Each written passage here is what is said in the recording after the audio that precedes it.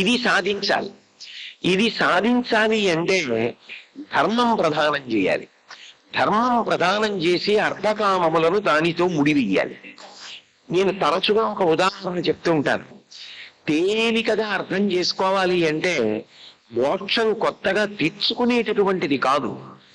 ధర్మము, అర్థము, కామము ఈ మూడు సక్రమంగా ఉంటే, అంటే ధర్మబద్ధమైన అర్థము, ధర్మబద్ధమైన కామము.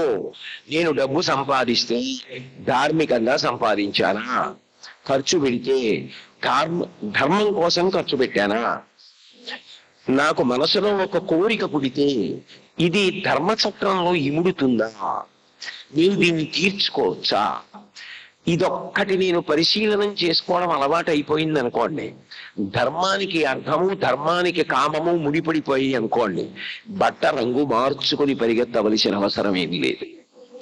ఇది సామాన్యుడికి కూడా ప్రయోజనం చేయడానికి ఋషులు ప్రవేశపెట్టిన మార్గం.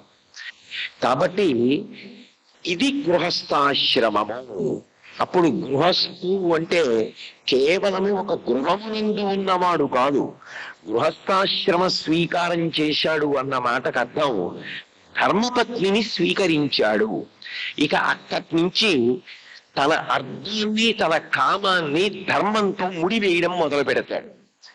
ఇప్పుడు ఏమవుతుంది అంటే చివరికి మోక్షమే కలుగుతుంది. మీకు నేను ఒక ఉదాహరణ చెప్పాలి అంటే, నేను తరచుగా చెప్పే ఉపమానమే ఇది.